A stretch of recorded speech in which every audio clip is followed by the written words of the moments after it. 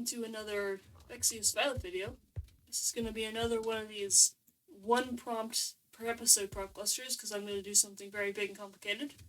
And this is going to be the prompt I'm going to use this time. And here we go. So this is what I've made this little patch of land here. I've been calling this thing like Mossland or something. It's just another one of these little sectioned off bits of the area. That's what I'm doing for a lot of this back section, I guess. And so the whole theme of it's, moss for the grass, of course. And there's these nice little trees around here, which have kind of that awkward gradient between the tree leaves, the azalea and oak, normal azaleas stuff. I also just use spruce wood and sporolosmus as well. And I got the shape of it just from keeping the naturally large oak trees that were in the forest from before and changing them, which I think is a neat little detail. There's also lots of little flowers and stuff around the place. I just grabbed all the pink and purple flowers in this game and spread them throughout, and I think it's kind of cool. There's a bunch of pathways that go through the whole thing, and they're meant to be a lighter green, just a bunch of grass that's been pushed down. That's what the pathway is. And there are pigs everywhere, moss boars, because the people who live here are kind of herders or something. These are their animals they take care of and use to feed themselves. And there are a lot of little buildings around here too. There's this one. It's got some smoke coming out of it. This is for they cook the meat they get from the boars. And it's a nice little hollow. Using a gradient, I kind of just repeated the whole area, all the different little hollows. I used the same gradient for. So I figured that would be both easier and make the area feel more continuous. Here is just I'm calling it a pebble storage. I don't know what they would need the pebbles for. Maybe throwing it over the wall at their neighbors or something. But there was a thing in here which is a stone button, and I decided to represent it by that thing. There's also bridges over the little streams as well, I forgot to mention, as well as various iron golems wandering up about the place, and little posts with bells on them, because that's necessary stuff for this to function as a village. And this is the biggest hollow. There's a waterfall coming off it that feeds streams, and the biggest tree, which is not as grand as I was hoping it would be, but it's kind of interesting anyway.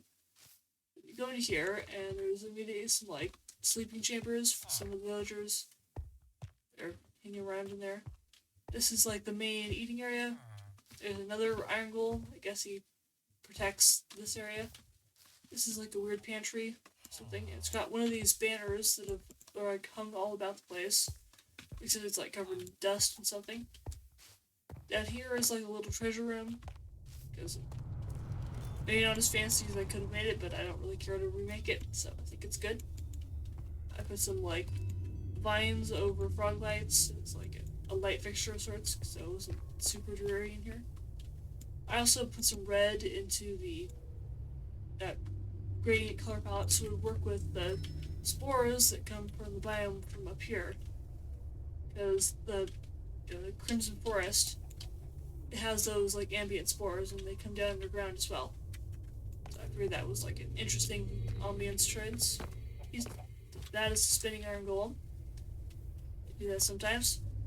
And this is a little council chamber or a meeting place of kinds. Lots of chairs and crystals and stuff. And one big crystal, special crystal. It's big. Basically that. There's a few spore blossoms said about the place as well. You go on down this way, follow the path. There's a little marsh, wetlandy kind of area, which I thought just looked nice. It's got a small version of these kind of trees. Which, again, I just thought looked nice. There's also these little patches of leaves I put around the place. Because initially, since I put up a huge barrier thing around here to keep all the villagers and stuff from running off into the sea and drowning themselves, I initially thought I need to block this off with the leaves because they waterlog, but As it turns out, barriers can waterlog too, and I completely forgot that until after I put all the leaves in. But, yeah, I'm not going to remove it now. It's just kind of an interesting look to it. There's some bridge here, which, like, goes off into this continent. I'm not sure if I'll build anything on, but there's a path that goes into it. More of the bell things, I don't know what you call them. Sticks with bells on them. And over here somewhere, right here, there's a little hollow, which is like a natural cave actually. It's got cobwebs and it's got little bits of glow in it, of the light blocks. I can pull this up. Yeah, it's got that one, the 2 light block, just set about the place. And it's supposed to look like this is an abandoned, creepy cave. And it's further accentuated by when you go down here.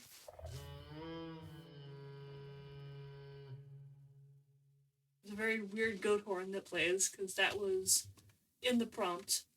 And I figured it'd be kind of a fun little thing that somebody might wander in that cave and get to the end and be very, like, freaked out by the weird noise that comes out of it. That was the goat horn that we used for it. That's a cool touch, I think. There's also this, which is like a lightning rod. Because there was a lightning storm while I was building this again. And I tried to make a lightning rod to, like, go with that because I thought that would be cool. But then the lightning storm stopped right as I built it. So either I scared off the lightning storm or it's doing that just to spite me. But still, I think this is a cool build. I built it on top of a little cavern here as well, in which I put, like, some glass and sea lanterns and followed some gradient, the same gradient I've been using for the rock and whatnot, into there. So it's like an interesting effect into the water, which I think is neat. This hollow here is apparently a villager who got stuck on the trapdoor. Whoa, dude! You just slammed that door in that pig's face! Okay. Interesting, that one's got some attitude, but in here there's like another bedchamber kind of area. There's some flowers and rocks and things, and this is supposed to be like a brewing area, so there's like some netherwort here, a big mound of glowstone they keep, I guess, a water area, another bed just to accommodate any other villager that shows up in here. This guy might have gotten stuck behind here. Oh, he's stuck there forever now. There's also brewing stands, of course, so they have the workstation thing that villagers need. And was there anything else? Oh, there's a pier, yeah. I made a little pier to come off here. I feel like they wouldn't use it very often, because they would, like, mostly stick to their area. But there is a pier here. I think I kind of like the way I did it, with the pillars and stuff. It's a very nice pier. Oh, and there's a bridge over here, too. Don't know if I mentioned that before. Just to go into this other bit of main villager content. I'll eventually have a path or something that connects up to that. Beyond that, there's just a bunch of little, like, beds and looms and stuff for these guys, who are supposed to be, like, the people who take care of the pigs. And there is one other cubby down in this area, which is just, like, meat storage. Because I feel like a lot of times the logs look like chunks of meat, so I try to take advantage of that with this, and I think it looks good. That's the end of this video.